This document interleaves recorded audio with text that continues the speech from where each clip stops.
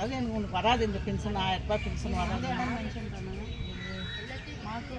மாத்தூர் தான், பெரிய மாத்தூர். பெரிய மாத்தூர். இந்த அட்ரஸ் வந்து ஓமகுளத்து தெரு. யார் வந்தால் நல்லது செய்வாங்கன்னு நினைக்கிறீங்க?